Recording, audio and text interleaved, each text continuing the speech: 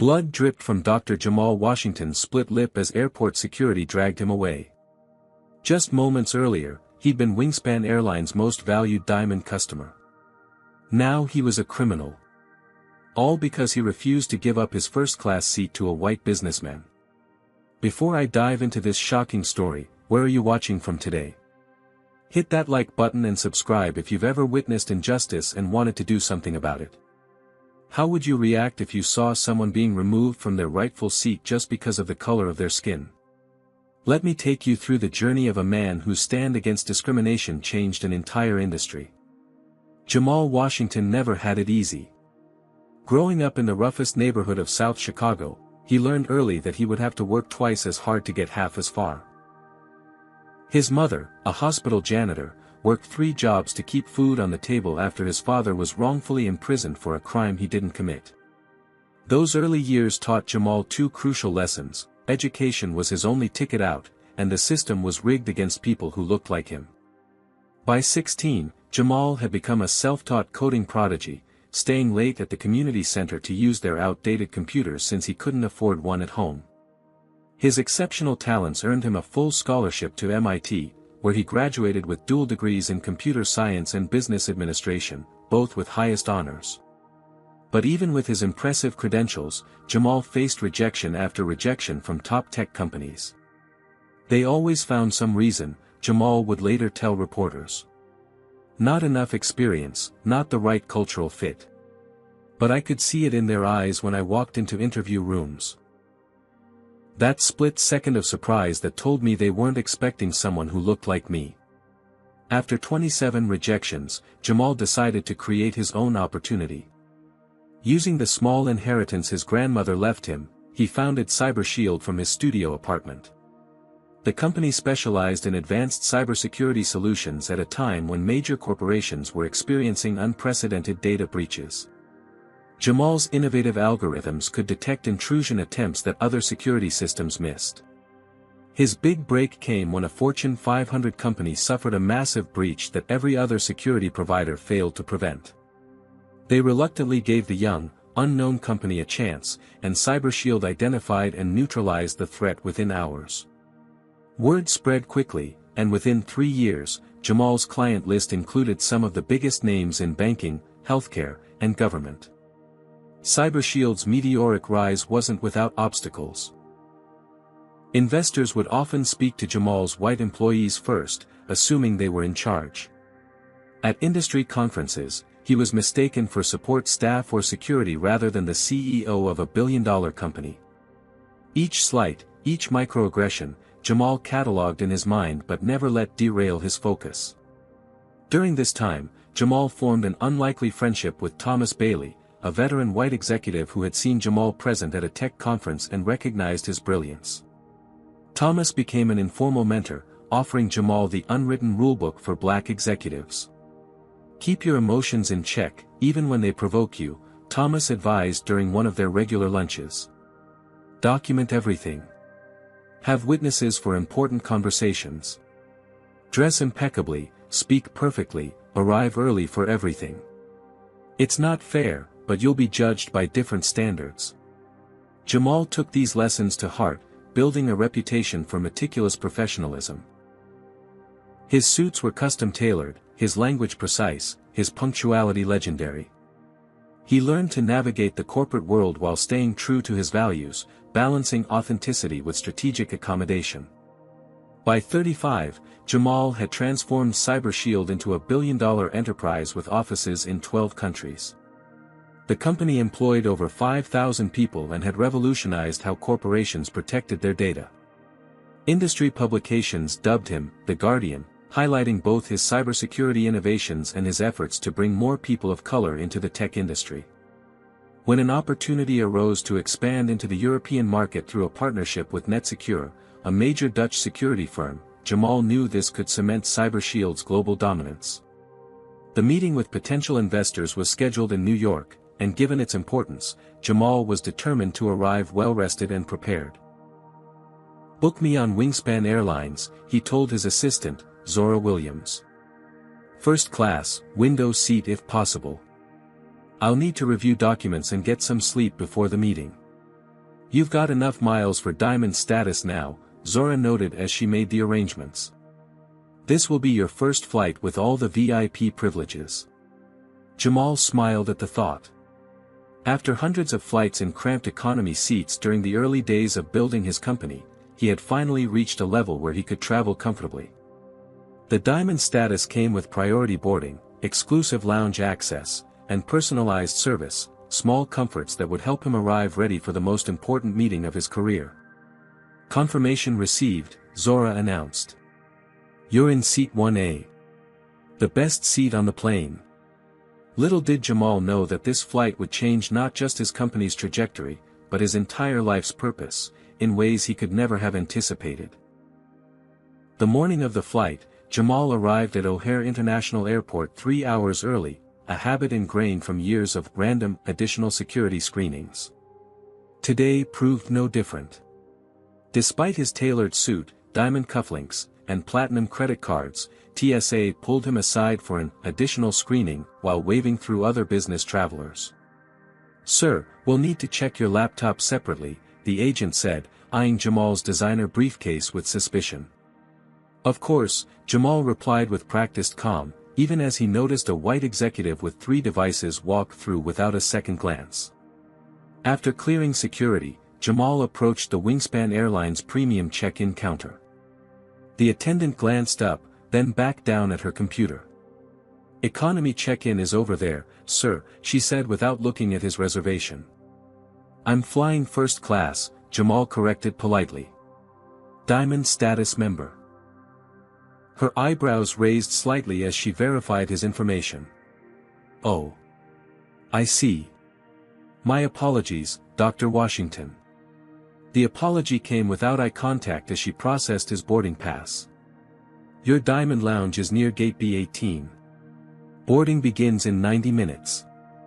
The Wingspan Diamond Lounge represented an exclusive sanctuary few travelers ever experienced.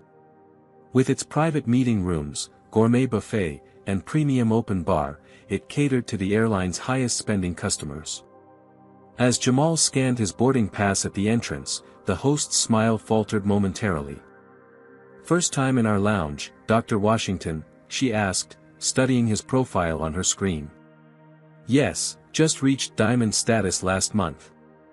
"I'll need to see a photo ID as well, please." Security protocols. Jamal provided his driver's license, noting that other guests were entering with just a boarding pass scan. Once inside, he selected a quiet corner seat and opened his laptop to review the investor presentation. He couldn't help but notice the sideways glances from other lounge occupants, predominantly older white men in similar business attire. A flight attendant approached his table. Her name tag read, Karen Hoffman. "Can I bring you something to drink, sir?" she asked with professional courtesy.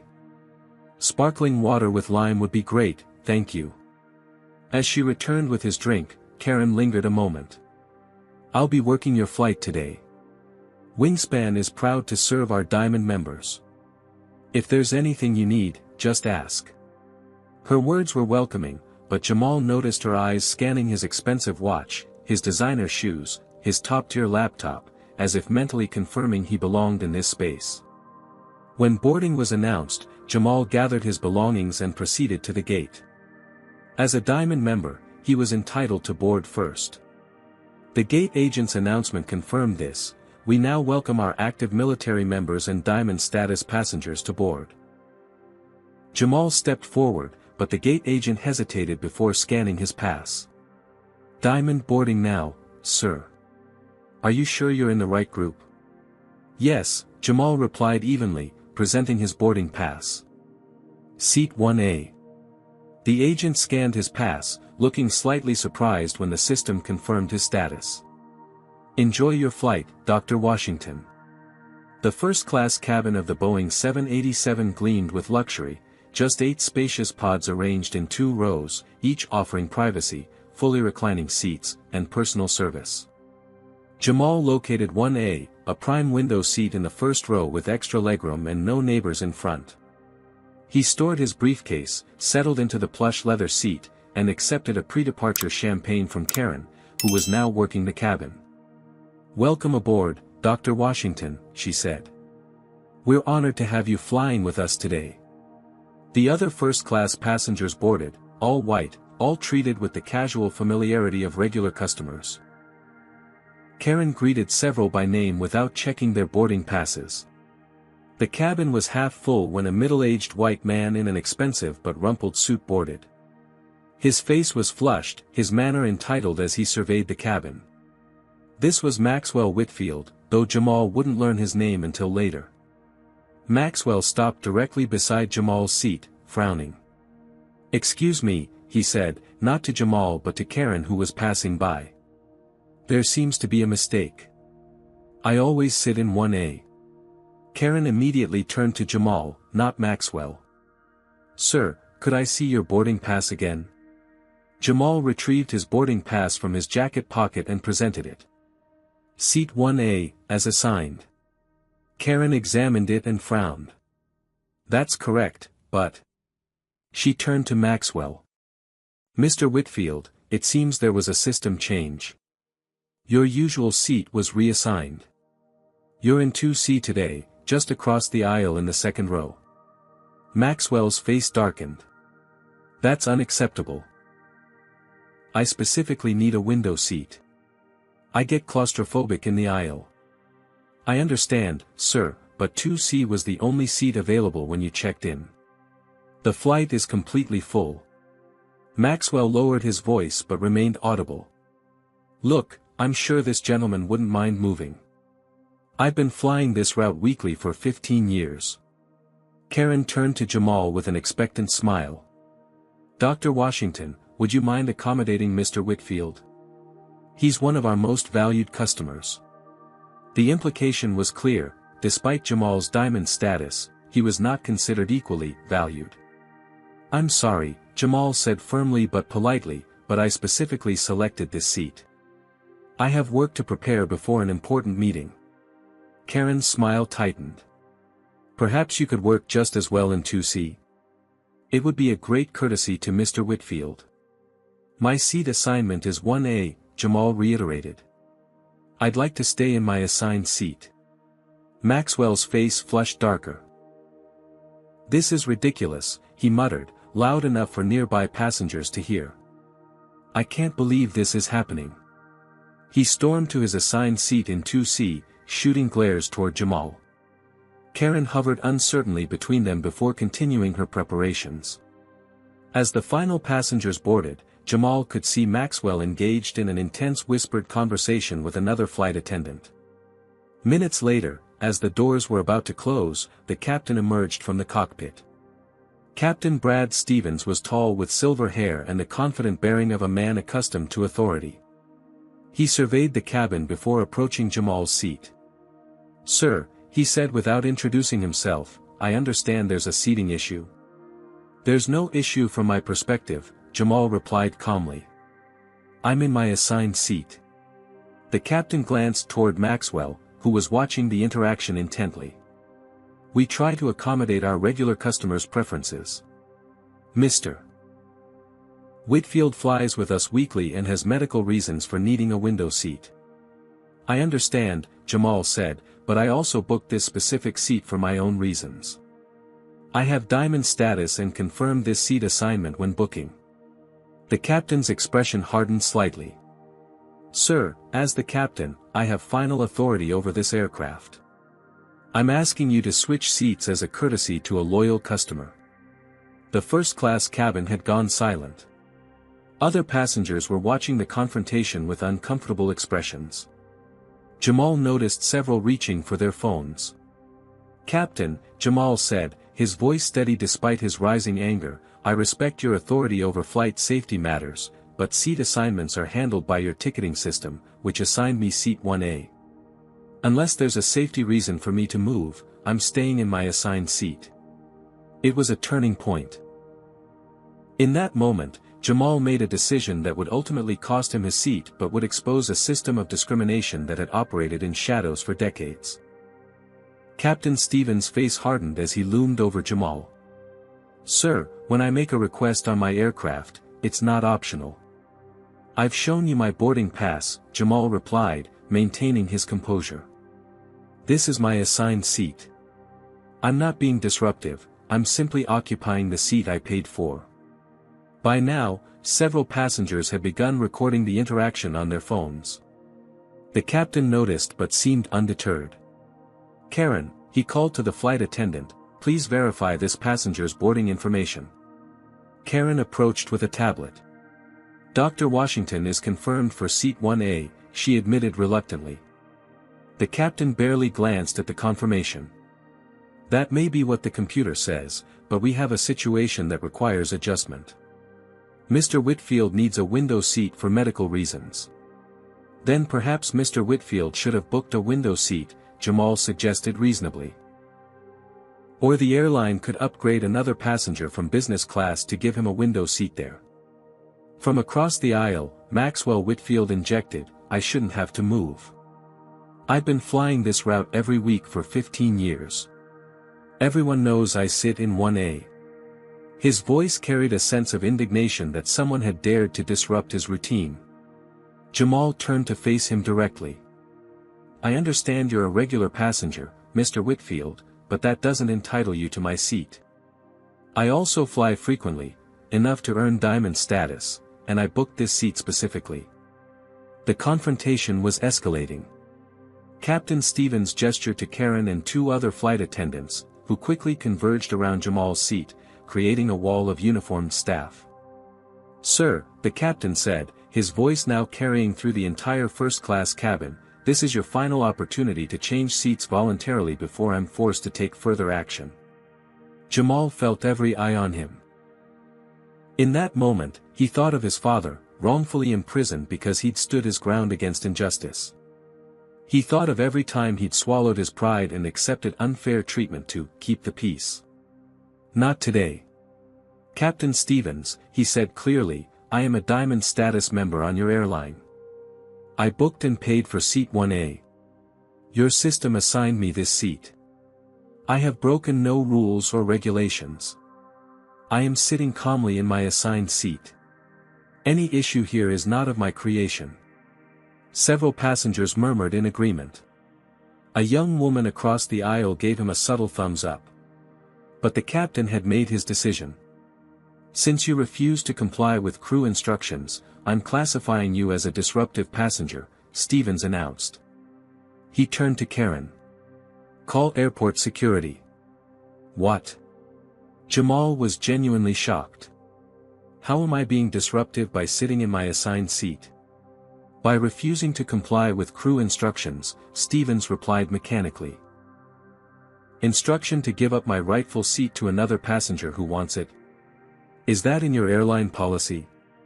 The captain ignored the question. Karen was already on the phone to security. Another flight attendant made an announcement, "Ladies and gentlemen, we apologize for the delay.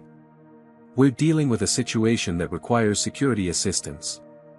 Maxwell Whitfield smirked from his seat, making no attempt to defuse the situation he had created. Other passengers looked uncomfortable, several were still recording. Within minutes, 3 airport security officers boarded the plane. They approached Jamal's seat as the flight attendant stepped back.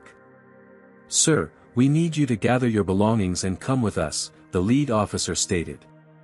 "On what grounds?" Jamal asked, his legal mind engaging. "I've broken no laws. I'm sitting in my assigned seat. The captain has declared you uncooperative, which gives us authority to remove you under federal aviation regulations." "I'd like to see that specific regulation," Jamal countered. "Being uncooperative about giving up a seat I paid for to another passenger is not a security threat." The security officers exchanged glances. One whispered to another, clearly uncomfortable with the situation. "Sir, please don't make this more difficult," the lead officer said. "We have to follow the captain's request." "I understand you have a job to do," Jamal replied, "but I'm being removed because of racial bias, not any legitimate security concern." At those words, Captain Stevens stepped forward. "That's a serious allegation and completely untrue. This is about aircraft management, not race." "Then why?" Jamal asked loudly enough for everyone to hear, am I the only person being asked to give up my assigned seat? Why not ask any of the other first-class passengers? Why me specifically? The question hung in the air. No one had an answer. Sir, we need you to come with us now, the security officer insisted. Jamal looked around at the watching passengers, the recording phones, the impassive faces of the crew, and Maxwell Whitfield's satisfied expression. He had made his point. Now it was time to leave with dignity. I'll file a formal complaint and pursue legal action, he stated clearly as he gathered his briefcase. This is discriminatory treatment. He stood to leave, but as he turned to exit the row, one of the security officers grabbed his arm roughly, as if expecting resistance. There's no need for physical contact, Jamal objected. I'm complying. The officer tightened his grip, unnecessarily shoving Jamal forward. Jamal stumbled against the seat in front, and as he tried to regain his balance, another officer grabbed him from behind. In the confusion, Jamal's face struck the overhead compartment, splitting his lip. Blood dripped onto his white shirt as the officers forcibly dragged him down the aisle. Passengers gasped at the unnecessary force. Jamal offered no resistance, yet the officers handled him like a dangerous criminal. As they marched him through the terminal, blood still flowing from his lip, travelers stopped to stare and record the spectacle of a well-dressed black man in handcuffs being escorted by security, his face bloodied.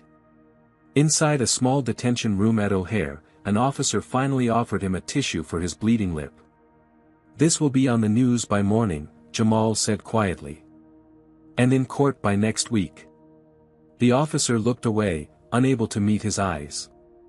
Alone in the sterile airport detention room, Jamal pressed a tissue to his split lip, watching as crimson bloomed through the white paper. His $5,000 suit was rumpled and stained with his own blood. His wrists bore red marks from the unnecessarily tight handcuffs. But the physical discomfort paled compared to the humiliation he had endured in front of a planeful of strangers. As security officers processed his incident report, Jamal's phone buzzed repeatedly in his pocket. They'd confiscated his briefcase but overlooked his phone. Discreetly, he checked the notifications. 27 missed calls. Hundreds of text messages. Thousands of social media alerts. The videos were already spreading. 3 different passengers had recorded his removal from multiple angles. The clearest footage, captured by a college student in business class, had been uploaded to social media with the caption, "Black executive forcibly removed from first-class seat so white man could have it. Wingspan Airlines, this is racism." Within an hour, the video had been viewed 2 million times. Within 2, it was on every major news network. Jamal's assistant, Zora Williams, had been trying desperately to reach him. When he finally returned her call, her voice was tight with controlled fury. "Jamal, are you okay? Your face, they hurt you." "I'll be fine," he assured her, though his lip throbbed painfully. "What's the status of the investor meeting?" "Postponed," she replied. They saw what happened. The head of NetSecure called personally to express his outrage and reschedule. But that's not the priority right now. You're trending nationwide. #CEOInSeat1A is the top hashtag. People are calling for boycotts of Wingspan. Jamal closed his eyes briefly. "This was never about a seat, Zora." "I know," she said softly. "What do you need from me?" "Contact Darius Jackson. Tell him I need his legal team ready for a major civil rights case. And call Thomas Bailey. I need information on Wingspan's internal policies." "Already done," she replied efficiently. "Darius is on his way to O'Hare now. Thomas called me first, actually. He says there's something you need to know about Wingspan." "What?" "He wouldn't tell me over the phone. Said it's too sensitive. But he's reaching out to contacts inside the airline." By the time airport security finally released him with a warning for interfering with flight operations, a charge that would never hold up in court, Jamal emerged into a media frenzy. Reporters had gathered in the terminal, alerted to his location by anonymous tips from airport employees sympathetic to his situation. Jamal knew better than to comment unprepared. Keeping his head down, he moved quickly through the crowd toward the black Suburban where his attorney, Darius Jackson, waited. "Don't say a word until we're clear," Darius instructed as he hurried Jamal into the vehicle. Once inside, he examined Jamal's injured lip. "We'll document that. Excessive force. They're going to regret putting hands on you." Darius, a former civil rights prosecutor turned high-powered attorney, specialized in cases of corporate discrimination. He and Jamal had met at a Black Business Alliance event years earlier, and Darius had handled CyberShield's legal affairs ever since. "Wingspan released a statement while you were detained," Darius informed him, passing over his tablet. "You're not going to like it." The airline's press release was clinical. Wingspan Airlines confirms that a passenger was removed from flight WS-1422 for failing to comply with crew instructions. "Safety is our top priority, and federal regulations require all passengers to follow crew directives. We are investigating the incident fully." "No mention that I was in my assigned seat," Jamal noted. "No mention that I was asked to move for another passenger's preference." "They're trying to frame this as a security issue," Darius agreed. "Standard playbook. But they didn't count on multiple passengers recording everything." As the Suburban navigated through Chicago traffic toward Jamal's downtown penthouse, his phone rang again. Thomas Bailey. "Jamal, this is worse than I thought," Thomas began without preamble. "I've got a contact in Wingspan's IT department. They sent me something you need to see, an internal memo about passenger comfort profiles. It's a system for tracking which passengers don't want to sit next to, certain demographics." "Are you saying they have an actual policy for this?" Jamal asked incredulously. "Not an official public policy, but yes, an internal system. Maxwell Whitfield is flagged as profile sensitive in their database. That's code for white passengers who've complained about sitting next to black or brown passengers." Jamal fell silent, absorbing this revelation. It wasn't just one racist captain or flight attendant. It was systematic. "There's more," Thomas continued. "Whitfield isn't just a frequent flyer. He's a minor shareholder in Wingspan's parent company and golfing buddies with their CEO." By evening, Jamal's penthouse had transformed into a command center. Darius and his legal team occupied the dining room. Zora managed the communications response from the living room. Social media experts tracked the public reaction in real time from the guest room. The story had exploded beyond anyone's expectations. #CEOinSeat1A had generated over 12 million posts. Celebrities and politicians were weighing in. Civil rights organizations were calling for investigations. Wingspan stock had dropped 14% in a single day. Late that night, Wingspan CEO Victoria Pierce finally issued a personal statement. "We deeply regret the unfortunate incident aboard flight WS-1422. We are conducting a thorough investigation and have placed the involved crew members on administrative leave pending the outcome. Wingspan Airlines does not tolerate discrimination of any kind." But it was too little, too late. The damage was done. As Jamal stood before his floor-to-ceiling windows, looking out at the Chicago skyline, he made a decision that would alter the trajectory of his life. This wasn't just about one humiliating incident or one airline's discriminatory practices. This was about challenging an entire system that allowed such treatment to persist. What do you think about this situation? Comment number 1 if you believe Jamal was right to stand his ground, or number 2 if you think he should have switched seats to avoid confrontation. Like and subscribe if you've ever witnessed discrimination and want to see stories of people fighting back. How far would you go to stand up against injustice? What would you have done in Jamal's position? Stay tuned as we explore how one man's refusal to give up his seat sparked a movement that would transform an entire industry. At Wingspan Airlines headquarters in Dallas, emergency lights burned through the night. Inside the executive conference room, CEO Victoria Pierce faced her senior leadership team, her normally composed demeanor cracking under pressure. "How the hell did this happen?" she demanded, slapping a tablet displaying the latest stock price onto the table. "We've lost hundreds of millions in market value in 24 hours. The head of public relations, Alan Morris, cleared his throat. "The videos are problematic. Multiple angles show Dr. Washington calmly stating he's in his assigned seat while being forcibly removed. The optics are devastating." "Then change the optics," Victoria snapped. "Release the passenger manifests. Show he was disruptive before filming started." The airline's general counsel, Patricia Winters, interjected. "We can't do that, Victoria. The manifest confirms he was assigned seat 1A. And our own flight crews report doesn't mention any disruption prior to his refusal to change seats. Fabricating evidence would expose us to significant legal liability." Victoria paced the room. "What about Whitfield? Can't he issue a statement supporting our crew's actions?" "Maxwell Whitfield has gone dark," the PR director replied. "His company has distanced itself from his behavior. The video clearly shows him demanding another passenger seat, then smirking as that passenger is removed." The room fell silent as Victoria absorbed this information. Finally, the chief operations officer spoke up. "There's another problem," he said hesitantly. "Someone leaked information about our passenger comfort profiles to the media." Victoria froze. "What information?" "The internal classification system. The codes we use for passengers who've requested not to be seated near certain demographics.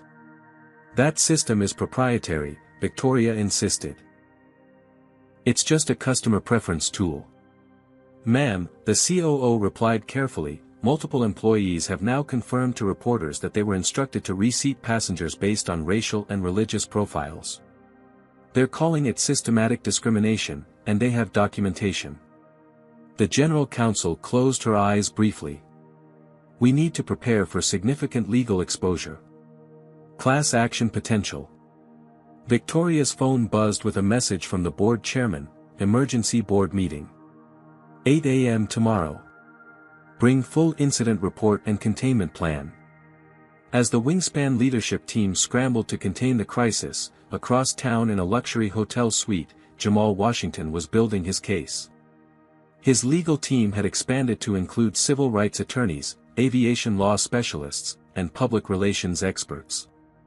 The conference table was covered with documents, including a growing stack of emails from former Wingspan passengers sharing similar experiences. "We've identified 28 verifiable incidents in the past year alone," Darius reported. Black and brown passengers asked to move from first or business class to accommodate white passengers, always with vague references to passenger comfort or system errors.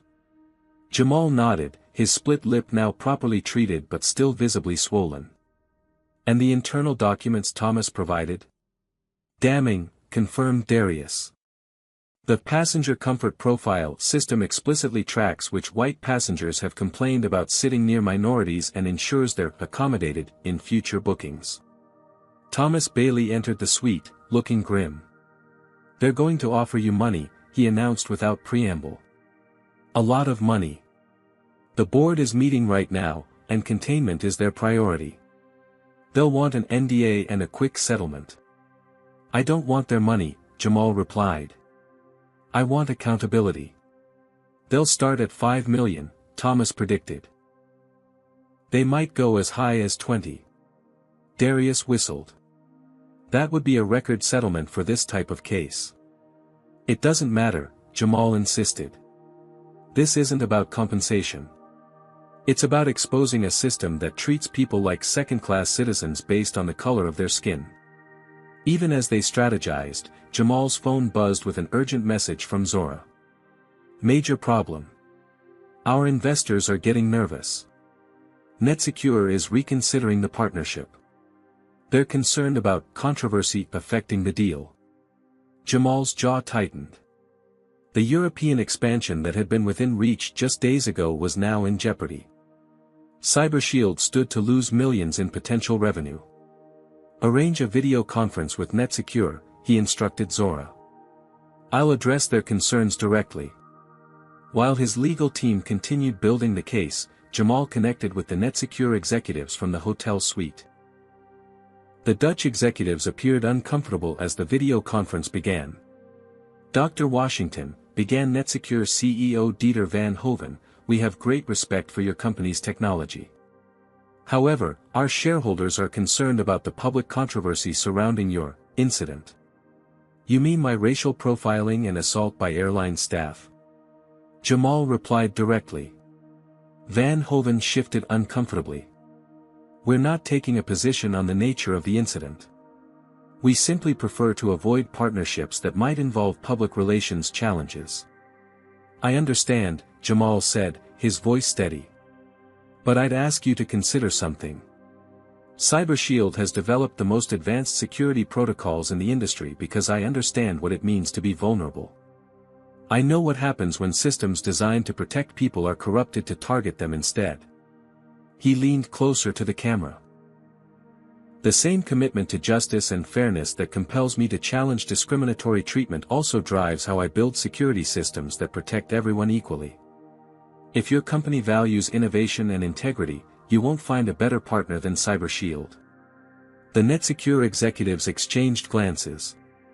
Van Hoven nodded slowly. We'll continue our due diligence and reach a decision by next week. As the video call ended, Jamal received word that Wingspan Airlines had requested a private meeting. Their legal team wants to discuss resolution options, Darius explained. Just as Thomas predicted. The meeting was scheduled for that afternoon in a neutral location, a private conference room at a downtown law firm. Jamal arrived with Darius and 2 additional attorneys. Wingspan sent their general counsel, Patricia Winters, accompanied by a team of 4 lawyers. Dr. Washington, Patricia began after introductions. Wingspan Airlines deeply regrets the unfortunate incident aboard flight WS-1422. We would like to offer compensation for your inconvenience and any misunderstanding that occurred. Misunderstanding? Jamal repeated. I was forcibly removed from my assigned seat, physically assaulted by security personnel, and publicly humiliated. All because a white passenger wanted my seat and your crew accommodated his racist preference. Where's the misunderstanding? Patricia maintained her professional demeanor. We're prepared to offer substantial compensation without any admission of liability. $7 million in exchange for a standard confidentiality agreement and release of all claims. Darius leaned forward. Ms. Winters, my client was publicly degraded. His reputation was damaged. He sustained physical injuries. And we have evidence suggesting your airline maintains policies that systematically discriminate against passengers of color. $7 million doesn't begin to address this situation. $10 million, Patricia countered without hesitation. Our final offer. Jamal studied her face. You want my silence more than you want to fix the problem. We're implementing comprehensive sensitivity training for all staff, she assured him. The crew members involved have been terminated. We're reviewing our seating policies. But not dismantling the passenger comfort profile system, Jamal interrupted. Not admitting it exists. Not making structural changes to ensure this never happens to anyone else. Patricia fell silent. I'm not interested in your money, Jamal stated firmly. I want public accountability. I want the full passenger comfort profile database released. I want an independent audit of all your seating policies and practices. And I want structural changes implemented with oversight from civil rights organizations. The Wingspan legal team exchanged alarmed glances. Those terms are completely unacceptable, Patricia replied. The information you're requesting is proprietary. Release would violate our passengers' privacy and our business interests. Then we'll see you in court, Jamal concluded, standing to leave. Where discovery will compel the release of that information anyway. As they departed, Darius whispered, they'll come back with a better offer. It doesn't matter, Jamal replied. Some things aren't for sale. Back at CyberShield headquarters, Jamal found his employees had organized an impromptu demonstration of support. Hundreds of staff members greeted him with applause as he entered the building. Many wore T-shirts hastily printed with the slogan, Seat 1A, standing ground against discrimination. Jamal was deeply moved by their solidarity, but concerned about the company's operations. Has this situation affected our clients? He asked his executive team during an emergency meeting. Some are concerned, his COO admitted. 2 government contracts are on hold pending review. But we've also had an unexpected development. Several major corporations have reached out specifically requesting proposals because of your stand against discrimination. They want to work with a company that shares their values. The corporate battlefield was shifting. What had begun as a personal humiliation was evolving into something much larger, a very public referendum on how corporations handled issues of race and equality. And the public was watching closely. Late that night, as Jamal reviewed legal documents in his office, Thomas Bailey called with a breakthrough. One of Karen Hoffman's colleagues reached out to me, he said excitedly. Karen wants to talk.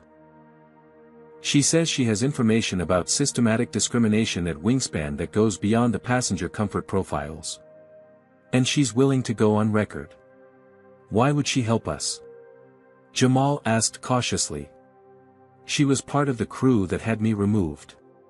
Apparently, she's been documenting questionable practices for years, waiting for the right moment to come forward. Your case broke the dam. She's not the only one, Jamal. Wingspan employees are starting to speak up. The battle lines were being drawn. On one side stood Wingspan Airlines, a corporate giant with deep pockets and powerful connections. On the other stood Jamal Washington, armed with the truth and growing public support. It would not be a quick or easy fight, but it was one Jamal was prepared to wage, not just for himself, but for every person who had ever been deemed less worthy of dignity and respect because of the color of their skin. 3 days after the incident, Jamal Washington sat across from Benjamin Turner, one of the nation's most respected civil rights attorneys. Turner's office walls displayed framed newspaper headlines from landmark discrimination cases he had won over his 40-year career. At 72, he had planned to retire the following year, but Jamal's case had drawn him back into the fight. This isn't just about one man in one seat, Turner said, his voice carrying the gravitas of decades fighting systemic racism. This is about dismantling institutionalized discrimination disguised as customer service. Beside him sat Deshaun Morris, a former Wingspan flight attendant who had been fired 2 years earlier after objecting to the airline's seating practices. Deshaun had reached out after seeing Jamal's story. They called it passenger comfort management, Deshaun explained. We were trained to identify VIP passengers who had specific seating preferences. It was all coded language. If a white VIP passenger looked uncomfortable near a person of color, especially in premium cabins, we were expected to resolve the situation by moving the minority passenger. And if you refused? Jamal asked. First came warnings for poor customer service. Then reduced hours. Finally termination for not meeting company standards.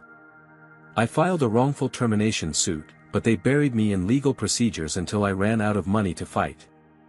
Benjamin Turner nodded grimly. Classic corporate tactic. They count on individuals lacking the resources to challenge them effectively. Resources won't be an issue this time, Jamal assured them. Over the weekend, he had committed $10 million of his personal wealth to establish Sky Justice, a coalition dedicated to combating discrimination in the airline industry. The strategy session lasted well into the night. They were building more than a lawsuit, they were creating a movement. Data analysts from CyberShield were assigned to examine thousands of seating records leaked by Wingspan employees, identifying patterns of passenger reassignment. A media team developed messaging that kept the focus on systemic issues rather than individual actors. Legal experts drafted comprehensive policy changes that would become their non-negotiable demands. Meanwhile, Wingspan Airlines was executing its own counteroffensive. Their PR firm launched a subtle campaign questioning Jamal's character, planting stories about past business disputes and suggesting he had orchestrated the confrontation for publicity. They emphasized Captain Stevens' distinguished 30-year career and Karen Hoffman's exemplary service record, portraying them as dedicated professionals who had followed security protocols. Victoria Pierce, Wingspan CEO, appeared on a business news program, carefully reframing the narrative. While we regret how the situation unfolded, Wingspan Airlines has zero tolerance for any behavior that compromises flight safety.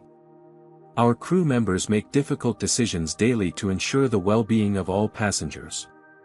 When the interviewer pressed about the passenger comfort profiles, Pierce deflected. Like all airlines, we use sophisticated customer preference algorithms to enhance the travel experience. Any suggestion that these systems target specific demographics is categorically false. But the corporate damage control was faltering against the steady release of damning evidence. Karen Hoffman, still technically employed by Wingspan but now cooperating with Jamal's team, had provided internal training materials that explicitly instructed staff on how to handle seating incompatibility issues with minimal visibility. Thomas Bailey leveraged his aviation industry connections to obtain statistical data showing that across all major airlines, black first-class passengers were reassigned seats at 14 times the rate of white passengers. For Wingspan specifically, the rate was 23 times higher. As public pressure mounted, Wingspan made their first major tactical error. An internal memo from Victoria Pierce to senior staff was leaked. The Washington situation requires decisive containment. Identify and terminate all employees suspected of leaking information. Preserve all documentation of our passenger management systems for potential legal destruction holds. The memo's release prompted an immediate SEC investigation into potential evidence tampering and escalated what might have remained a discrimination case into a corporate governance scandal. Jamal's media strategy deliberately contrasted with Wingspan's defensive crouch. Rather than attacking individual employees, he consistently emphasized structural change. In his first major interview since the incident, he spoke compassionately about the pressures faced by flight crews. The flight attendants and even Captain Stevens were operating within a system designed to prioritize the comfort of certain passengers over the dignity of others, he explained. This isn't about punishing individuals, it's about changing the system that puts them in impossible positions and incentivizes discriminatory actions. This approach resonated deeply with the public and, importantly, with Wingspan employees themselves. More whistleblowers came forward, including ground staff, booking agents, and even IT personnel who had helped design the passenger profile database. A week into the battle, Benjamin Turner filed a groundbreaking class action lawsuit. Rather than simply seeking damages, the suit demanded structural remedies. Independent oversight of seating algorithms, mandatory reporting of all passenger reassignments by demographic data, and regular civil rights audits of airline practices. The legal filing coincided with the launch of Flight Watch, a CyberShield-developed app that allowed passengers to anonymously report and track incidents of discrimination across all airlines. Within days, the app had been downloaded over 2 million times, creating a crowdsourced database of discriminatory patterns that no individual lawsuit could have assembled. Behind the scenes, Maxwell Whitfield was facing his own reckoning. Identified in multiple videos as the passenger who had demanded Jamal's seat, he had become the public face of entitled privilege. His company, a mid-sized financial consulting firm, was losing clients rapidly as the hashtag #Don'tBeAMaxwell trended on business networks. After days of silence, Whitfield attempted damage control through a hastily arranged interview. "I never intended for the situation to escalate," he claimed. "I simply needed a window seat for my anxiety condition, and as a longtime customer, I expected accommodation." When the interviewer pointed out that he could have accepted his assigned seat or requested a different window seat, Whitfield grew defensive. "You're making this about race when it was about customer loyalty." Washington was confrontational and uncooperative with the crew. The interview backfired spectacularly when 3 passengers from the flight immediately posted their videos online, clearly showing Jamal's calm demeanor throughout the confrontation. Whitfield's company announced his voluntary leave of absence the following morning. As the legal and public relations battle intensified, Jamal faced personal challenges as well. Death threats began arriving at his office and home. His security team intercepted a suspicious package addressed to him at CyberShield headquarters. His teenage daughter, Aisha, had to be pulled from school after classmates showed her social media posts threatening her father. Maybe we should consider the settlement, Zora suggested during a particularly difficult day, after Jamal had spent an hour on the phone reassuring his frightened daughter. $20 million would fund a foundation that could fight this battle more safely. Jamal shook his head. Taking the money means taking the NDA. It means the system continues behind closed doors. How do I explain that to Aisha? That I had a chance to change things but chose the easy path instead. That evening, as Jamal worked late in his office, reviewing depositions from former Wingspan employees, his secure line rang. The caller was Congresswoman Lisa Montgomery, chair of the House Transportation Committee. Dr. Washington, she began formally, my committee has been monitoring your situation with great interest. The evidence you've gathered suggests this issue extends well beyond one airline or incident. Yes, Congresswoman. We've documented similar patterns across the industry. Then perhaps it's time to address this at the federal regulatory level, she suggested. My committee is planning hearings on discrimination in commercial aviation. Would you be willing to testify? Jamal sat up straighter. I would be honored, Congresswoman. Fair warning, the industry lobbying against this will be intense. They'll try to destroy your credibility. Are you prepared for that? Jamal thought of his father, who had lost everything fighting a system rigged against him. He thought of Aisha, who deserved to live in a world where her worth wasn't determined by the color of her skin. He thought of every person who had ever swallowed their dignity rather than challenge injustice because the cost seemed too high.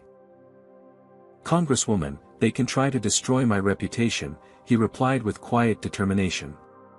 But they can't destroy the truth. And the truth is, no American should be treated as less deserving of dignity and respect because of race. Not on an airplane, not anywhere. The hearings begin next Thursday, she informed him. My office will send the formal invitation tomorrow. And Dr. Washington? Thank you for your courage. It's long past time for this conversation.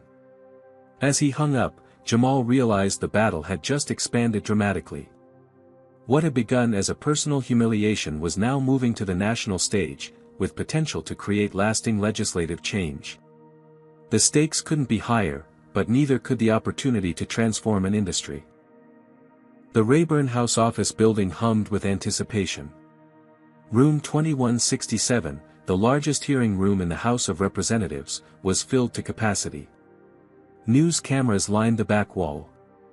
Congressional staffers whispered into their bosses' ears, providing last-minute briefings. Civil rights leaders sat shoulder to shoulder with airline industry executives in an uneasy proximity rarely seen in Washington. At the witness table, Jamal Washington adjusted his tie, reviewing his prepared testimony one final time. Beside him sat Benjamin Turner, whose decades of civil rights litigation had prepared him for this moment. On Jamal's other side was Dr. Angela Carter, a respected psychologist specializing in the psychological impacts of public discrimination. Facing them from the elevated dais were the 23 members of the House Transportation Committee, led by Chairwoman Lisa Montgomery. The committee's jurisdiction over aviation regulations gave their findings significant weight with federal agencies. Today's hearing, Discrimination in Commercial Aviation, Examining Industry Practices, had been convened with unusual speed, reflecting the national attention on Jamal's case. The committee will come to order, Chairwoman Montgomery announced, striking her gavel. Today we examine troubling allegations of discriminatory practices in the commercial airline industry.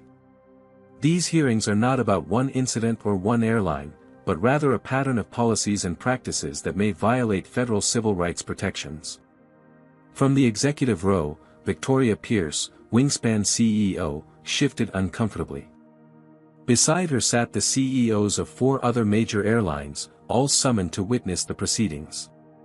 They had declined invitations to testify, sending their diversity officers instead, a decision the chairwoman had publicly criticized as lacking accountability. Our first witness is Dr. Jamal Washington, Montgomery continued. Dr. Washington is the founder and CEO of CyberShield, one of the nation's leading cybersecurity firms. He is here today to share his personal experience and the subsequent investigation his team has conducted into airline seating practices. Jamal leaned toward the microphone.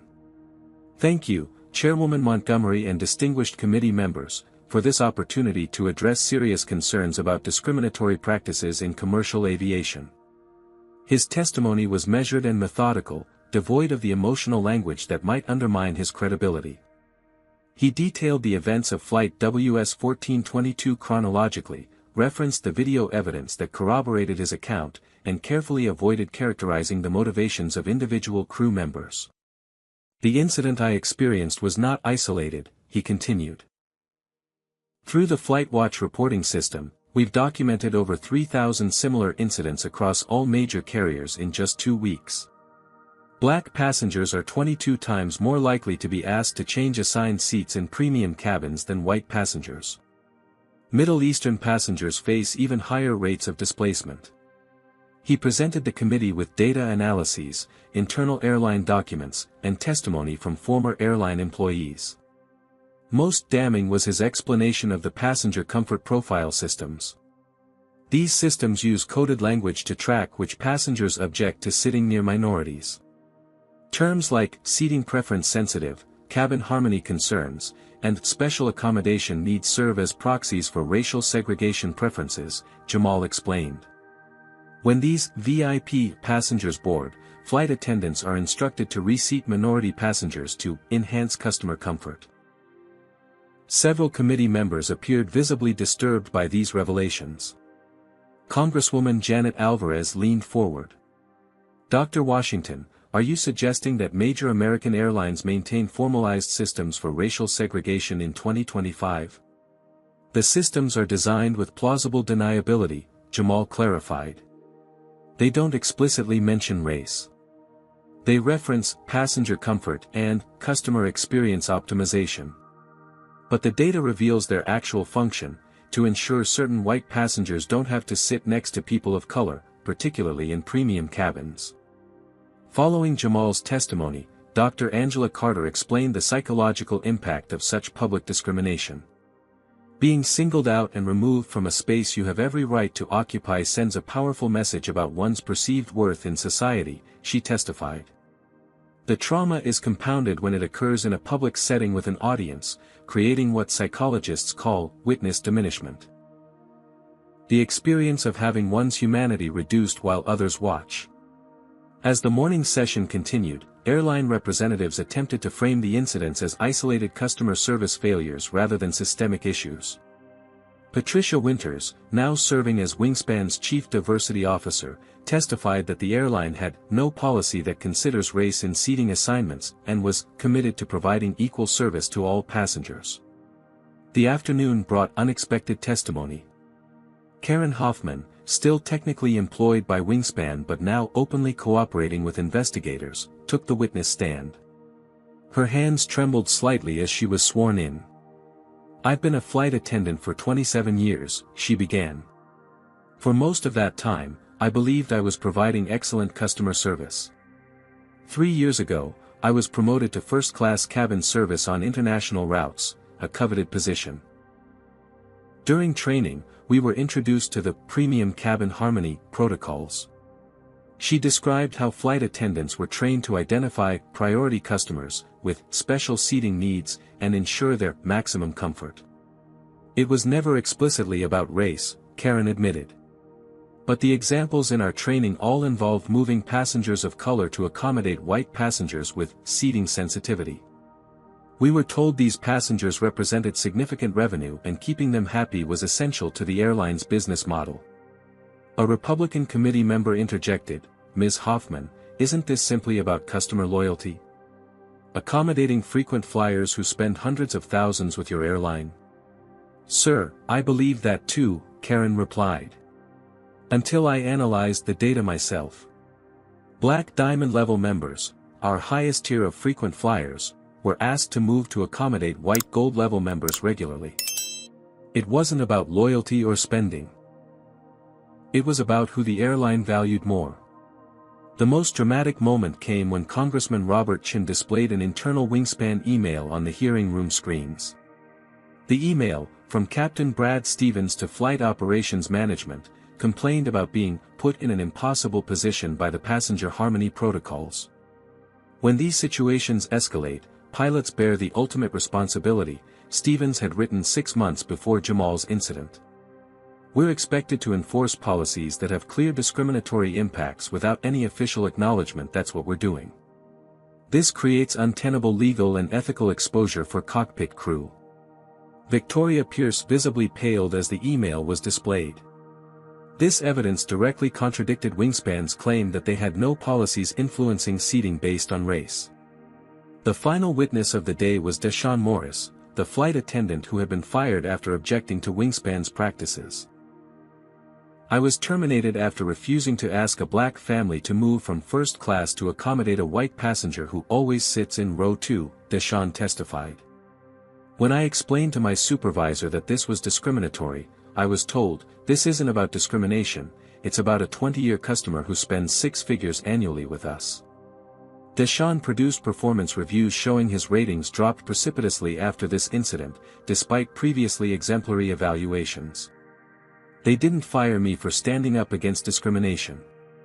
They fired me for poor team integration and failure to prioritize customer experience. But everyone knew the real reason. As the hearing concluded, Chairwoman Montgomery addressed the packed room. The testimony and evidence presented today suggests a troubling pattern of practices across the airline industry that may violate federal civil rights protections. This committee will continue its investigation and consider legislative remedies to ensure equal treatment for all air travelers. Outside the hearing room, reporters swarmed Jamal. "Dr. Washington, what outcome are you hoping for from these hearings?" "This isn't about punishing one airline or seeking personal vindication," Jamal replied. "It's about creating accountability and transparency in an industry that affects millions of Americans daily. Every passenger deserves equal dignity and respect, regardless of race." Today was an important step toward making that a reality. As cameras flashed and microphones thrust toward him, Jamal noticed a familiar figure standing at the periphery of the media scrum, Maxwell Whitfield. Their eyes met briefly. Whitfield, who had declined an invitation to testify, quickly turned away and disappeared into the crowd. Later that evening, in a private dining room at a Washington restaurant, Jamal met with Chairwoman Montgomery and Benjamin Turner to discuss next steps. The hearing had generated even more attention than anticipated, with live coverage on all major networks and trending status on every social platform. "The airlines are running scared," Montgomery informed them.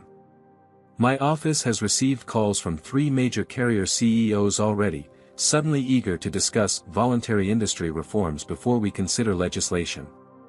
They're hoping for minor cosmetic changes," Benjamin cautioned. "We need structural reform with enforcement mechanisms." "Agreed," said the chairwoman. "Which is why I've scheduled a follow-up hearing focused specifically on proposed remedies. Dr. Washington, will you work with my staff to develop recommendations?" "Absolutely," Jamal replied. "We've already drafted a comprehensive framework based on our research." As their meeting concluded, Jamal received an urgent call from Thomas Bailey. "You need to see the news," Thomas said without preamble. "Wingspan's board just called an emergency session. Something big is happening." Jamal switched on the restaurant's television just in time to catch the breaking news banner: Wingspan Airlines CEO Victoria Pierce resigns amid discrimination scandal. The battle was far from over, but a significant victory had been won. As Jamal watched the news coverage, he realized the struggle had evolved far beyond his personal experience. It had become a nationwide reckoning with discrimination that had been hidden in plain sight for decades. And for perhaps the first time, real change seemed possible. The Wingspan Airlines boardroom, normally a sanctuary of corporate decorum, erupted in chaos. 24 hours after Victoria Pierce's resignation, the emergency board meeting had devolved into factions hurling accusations across the polished mahogany table. "Pierce is a scapegoat," shouted Harold Jennings, a board member and major shareholder. "These policies existed long before her tenure. We all approved the customer experience optimization programs knowing exactly what they were designed to do." "Speak for yourself, Harold," countered Diane Williams, one of only 2 black board members. "Some of us were kept deliberately ignorant about the true nature of these systems. The passenger comfort profiles were presented as accommodations for disabilities and health conditions, not tools for segregation." The chairman, Robert Blackwell, struggled to maintain order. "Regardless of who knew what, we have a company in free fall. Our stock has dropped 34%. We're facing multiple class action lawsuits. The Department of Transportation is threatening to review our operating licenses. We need solutions, not finger-pointing." The chief financial officer delivered more bad news. "Advance bookings are down 62%. Corporate accounts are suspending their contracts. The #Boycott Wingspan campaign has over 40 million participants. At current burn rates, we have 4 months of operating capital remaining." A hush fell over the room as the existential threat became clear. Wingspan Airlines, with its 90-year history and 40,000 employees, faced potential bankruptcy. "We need new leadership immediately," the chairman declared. "Someone with impeccable ethics who can rebuild trust with the public and our employees." "I have a suggestion," offered Diane Williams. "Thomas Bailey." The board members exchanged glances. Bailey was widely respected in the aviation industry for his operational expertise and progressive leadership. As CEO of a regional carrier that consistently ranked highest in customer satisfaction, he had demonstrated that ethical practices and profitability could coexist. "Bailey is also African American," Diane continued. "His appointment would signal genuine commitment to change, not just crisis management." "He's also friends with Jamal Washington," another board member pointed out. "Would he even consider working with us? That relationship might be exactly what we need," the chairman mused. "Someone who can open a dialogue rather than continue this war." While Wingspan's board deliberated, across the country, a different kind of revolution was unfolding. Flight attendants at 3 major airlines, including Wingspan, had organized a work action protesting discriminatory seating policies. Wearing black armbands reading, "Dignity for all passengers," they reported to work but refused to implement any seating changes not related to safety or disability accommodations. "We became flight attendants to ensure passenger comfort and safety, not to enforce prejudice," explained Union Representative Maria Gonzalez at an impromptu press conference at Chicago O'Hare. "Many of us were placed in impossible positions, forced to choose between our employment and our moral compass. Today, we choose dignity, for ourselves and our passengers." The flight attendants' action garnered immediate public support, with the #FlyingWithDignity trending nationwide. Passengers began posting supportive messages and documentation of their own experiences, creating a groundswell of first-hand accounts that airlines could no longer dismiss as isolated incidents. Meanwhile, at CyberShield headquarters, Jamal had assembled an unprecedented coalition. Civil rights organizations, airline employee unions, travel industry representatives, and technology experts were collaborating on a comprehensive framework for industry reform. The project, named Fair Skies Initiative, aimed to create transparent standards for equitable treatment in air travel. "The technology that enabled discrimination can be repurposed to ensure equality," Jamal explained to the assembled group. "CyberShield will donate our expertise to develop systems that track and prevent discriminatory patterns in real time." The coalition's work quickly expanded beyond seating issues to address broader patterns of discrimination in aviation, disproportionate security screening, inconsistent enforcement of baggage policies, and disparities in compensation for travel disruptions. 2 weeks after the congressional hearings, Thomas Bailey called Jamal with surprising news. "Wingspan's board wants to meet with us. They're offering to make you the centerpiece of their reforms." What exactly does that mean? Jamal asked skeptically. They want to implement the Fair Skies framework as company policy, with independent oversight. And they want to establish a Washington standard for passenger treatment that would become industry baseline. Why would I trust them after everything that's happened? Jamal questioned. This could be an elaborate PR stunt. Because they've also asked me to consider becoming their CEO, Thomas revealed. And I've told them I'll only consider it if they commit to complete transparency and structural change, not just window dressing. Jamal was silent for a moment, contemplating the implications. You'd leave your current position to take over a company in crisis? Sometimes the greatest opportunity for change comes from the deepest crisis, Thomas replied. This could transform the industry from the inside. But I won't do it without your support. After careful consideration and consultation with his legal team, Jamal agreed to preliminary discussions with Wingspan's board. The meeting was arranged at Neutral Territory, a conference center in Washington, D.C. with civil rights attorneys present to ensure transparency. The chairman began with an unequivocal apology. Dr. Washington, what happened to you was inexcusable. It reflected policies and practices that violated our stated values and, more importantly, basic human dignity. On behalf of Wingspan Airlines, I offer our sincere apology. Apologies are a start, Jamal replied, but meaningful change requires more than words. We agree, the chairman continued. Which is why we're proposing a comprehensive overhaul of our entire approach to passenger service. The board presented their proposal, implementing the Fair Skies framework with independent auditing, establishing a passenger bill of rights with clear enforcement mechanisms, creating a diversity oversight committee with real authority, and developing new training programs for all customer-facing staff. Additionally, the chairman added, we want to create the Washington Protocol for handling seating disputes.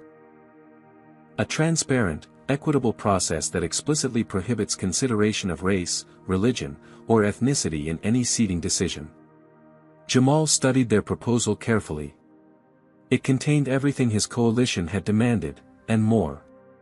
This represents significant change, he acknowledged. But implementation is where most corporate diversity initiatives fail. How can we ensure these policies translate to real passenger experiences? That's why we want Thomas Bailey as CEO, the chairman explained. Someone with the moral authority and operational expertise to drive genuine transformation. And we're prepared to offer you a position as well, heading an independent ethics oversight board with authority to review and public report on our compliance. The offer was unexpected. Jamal had never considered working with Wingspan, the company that had humiliated him and exposed the ugly reality of corporate discrimination. Yet the opportunity to guide internal reform was compelling. I need time to consider this, Jamal replied.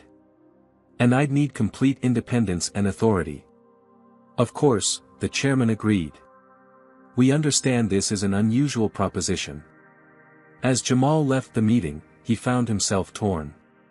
Could he trust Wingspan's apparent commitment to change? Or was this an elaborate attempt to neutralize him as an adversary? The answer came from an unexpected source. That evening, he received a secure message from Karen Hoffman, the flight attendant who had testified at the congressional hearing. Dr. Washington, I've heard about Wingspan's offer. The flight crews are cautiously hopeful. For the first time, management is actually listening to our concerns about discriminatory practices. Many of us believe this could be a genuine turning point, but only if someone like you holds them accountable from the inside. Please consider it. Similar messages arrived from other Wingspan employees, including ground staff and booking agents who had witnessed discrimination but felt powerless to challenge it. Their collective voice persuaded Jamal that this opportunity for structural change shouldn't be squandered. After consulting with Benjamin Turner and his closest advisors, Jamal made his decision. He would accept the position on the Ethics Oversight Board, but with non-negotiable conditions: full access to all company data, complete independence from management, and the authority to issue public reports without prior approval. To everyone's surprise, Wingspan's board accepted these terms without hesitation. The announcement of Thomas Bailey as CEO and the formation of the independent ethics board headed by Jamal Washington made front-page news nationwide. Industry analysts called it the most significant restructuring in aviation history prompted by civil rights concerns. Maxwell Whitfield watched these developments with mounting dread. His company had lost major clients, his reputation was in tatters, and he faced potential legal exposure for his role in the incident. When video emerged of him making racially charged comments to another passenger while waiting for Jamal to be removed, the final threads of his public defense unraveled. Meanwhile, the Flight Watch app had expanded to track all forms of transportation discrimination, becoming a powerful tool for accountability across industries. Jamal's company secured the major European partnership despite the controversy, or perhaps because of the principled stand he had taken. As one airline after another announced new anti-discrimination initiatives, it became clear that the industry was undergoing a fundamental transformation. What had begun as one man's humiliation in Seat 1A had catalyzed a corporate revolution that would reshape the experience of air travel for millions of passengers. 6 months after the incident that sparked a national conversation about discrimination in air travel, Jamal Washington stood in the boarding area of Gate C-12 at O'Hare International Airport. The Wingspan Airlines flight to New York would be his first time flying with the carrier since that fateful day. The terminal looked the same, but almost everything else had changed. Prominently displayed at the gate was the new Passenger Equality Commitment, a clearly worded document explaining every traveler's right to equal treatment regardless of race, religion, or ethnicity. Digital screens displayed real-time statistics on seat reassignments, categorized by demographic data to ensure transparency. Most significantly, the gate agents and flight attendants now wore pins with the words, "Dignity First," a visible symbol of the airline's transformed priorities.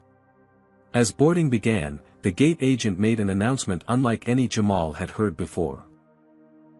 Wingspan Airlines welcomes our passengers to flight WS-1422 to New York. Before boarding, we want to acknowledge that historically, air travel has not been an equitable experience for all. Wingspan is committed to ensuring every passenger receives equal dignity and respect. If you experience or witness any concerns, our cabin crew and customer advocates are here to help. When Jamal's Diamond Status Group was called, he approached the podium with a mix of emotions, apprehension, determination, and hope that genuine change was possible. "Good morning, Dr. Washington," the gate agent greeted him warmly. "We're honored to have you with us today. Your assigned seat is 1A. Karen Hoffman, our lead flight attendant, will escort you to your seat." Karen stood waiting at the jet bridge entrance.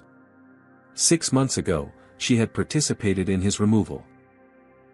Today, she was one of Wingspan's most effective anti-bias trainers, using her first-hand experience to help other crew members recognize and interrupt discriminatory patterns. "Dr. Washington," she said, extending her hand.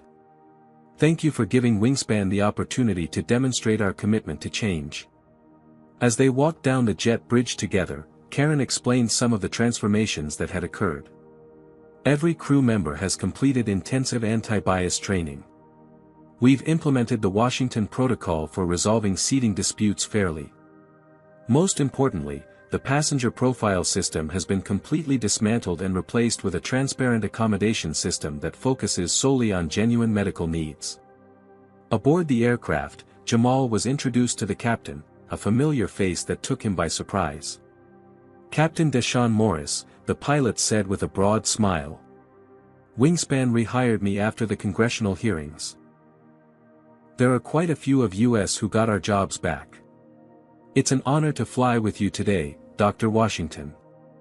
As Jamal settled into seat 1A, the same seat that had been the flashpoint of controversy, he noticed significant changes in the cabin. The crew was notably diverse.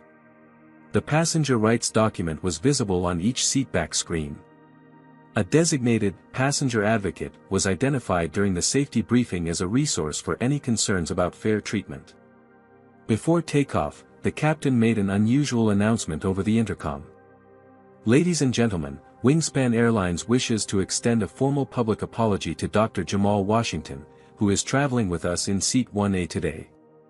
6 months ago, on this very route, Dr. Washington was wrongfully removed from his rightfully assigned seat due to discriminatory practices that our company had allowed to develop. His courage in standing up for equal treatment has transformed not just Wingspan, but the entire aviation industry. We are committed to ensuring such discrimination never happens again. The cabin erupted in spontaneous applause. Several passengers turned to acknowledge Jamal with respectful nods or supportive smiles. It was a powerful moment of public recognition and restoration. As the flight reached cruising altitude, Jamal was surprised when Congresswoman Lisa Montgomery emerged from the business class cabin and approached his seat. "Dr. Washington," she greeted him warmly. "I thought I might find you on this flight. I wanted to share some news in person." The Equitable Transportation Act passed committee yesterday. It codifies many of the Fair Skies protections into federal law and establishes ongoing oversight mechanisms. Your testimony was instrumental in building bipartisan support. "That's remarkable progress," Jamal acknowledged. "How soon until implementation?" "The full House votes next week, with Senate action expected before the month's end." Airlines are actually supporting it. They're finding that standardized equity practices are good for business. Wingspan's passenger numbers are up 23% since implementing your protocols.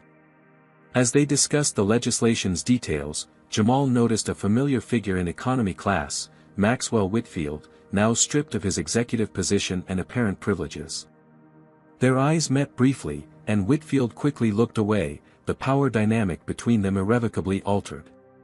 When Congresswoman Montgomery returned to her seat, Karen approached with a tablet. "Dr. Washington, Thomas asked me to share our latest metrics with you. The independent audit confirmed 0 reported incidents of discriminatory seat reassignment across all Wingspan flights for the past 2 months. The Washington Protocol has been officially adopted by 11 other airlines.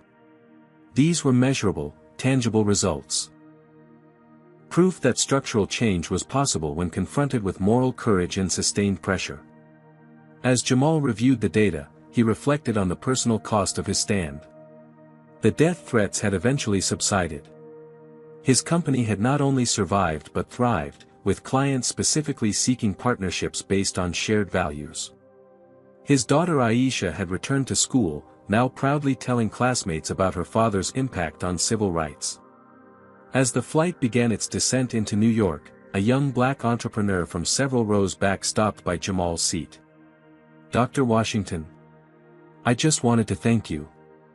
I travel weekly for my tech startup, and the difference in how I'm treated now is night and day. Last year, I was asked to move from my upgraded seat 3 different times. Since the changes you helped implement, not once. You've changed the travel experience for people who look like us." Jamal was deeply moved by this tangible evidence that his stand had improved others' lives. "That's why this fight mattered," he replied. "Not just for me, but for everyone who deserves equal dignity." When the plane landed at JFK, another surprise awaited Jamal. The investor meeting that had been postponed 6 months earlier due to his removal from the flight was now back on schedule, with expanded scope. NetSecure CEO Dieter Van Hoven greeted him personally at the arrival gate. "Dr. Washington, our board has unanimously approved not just the partnership we discussed previously, but a full strategic alliance. Your leadership during this crisis demonstrated values alignment that our European clients find compelling." The meeting that followed exceeded all expectations.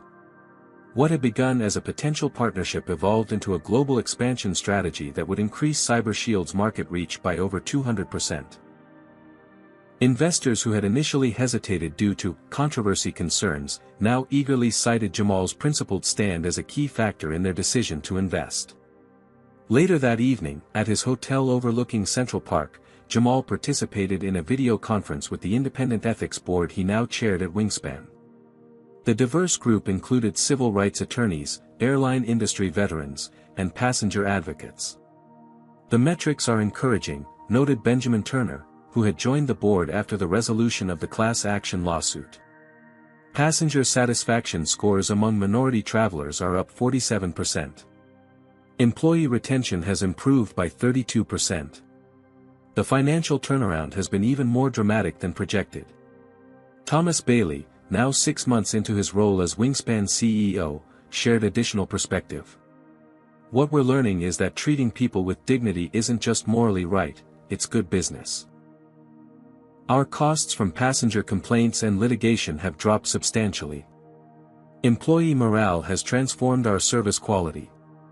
After the meeting concluded, Jamal stood at his hotel window, reflecting on the journey of the past 6 months.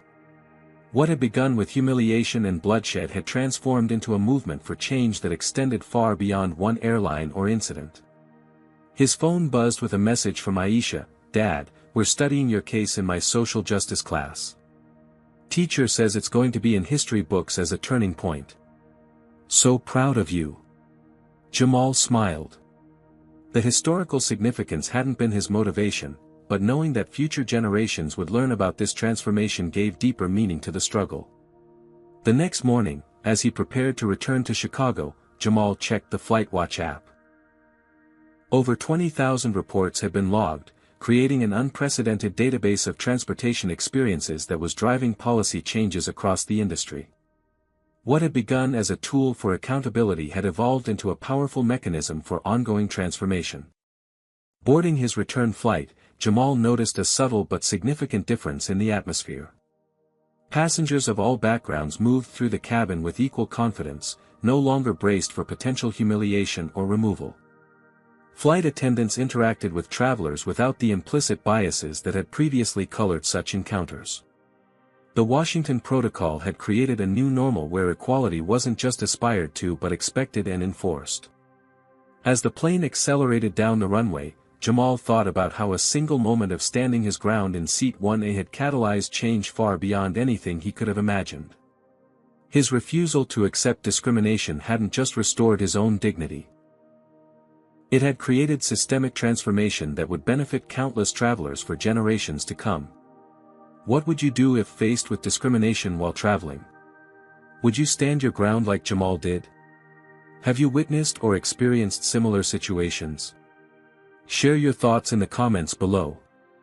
If this story resonated with you, please like, subscribe, and share it with someone who needs to hear that standing up against injustice can create real change. Thank you for joining me on this journey from humiliation to transformation, a reminder that one person's courage can truly change the world. Jamal Washington's story teaches us that standing up against discrimination, even at personal cost, can lead to systemic change. His refusal to surrender his rightful seat wasn't just about comfort, it was about human dignity and equality. The incident reveals how discrimination often hides behind corporate policies and coded language, making it harder to identify and address. True change requires both individual courage and collective action. While Jamal's stand was the catalyst, lasting transformation came through collaboration across organizations, industries, and government. The Washington Protocol succeeded because it created transparent systems with real accountability. This story also demonstrates that moral leadership and business success aren't mutually exclusive. Companies that embraced equity found it actually improved their bottom line through better employee morale, customer satisfaction, and reduced litigation costs.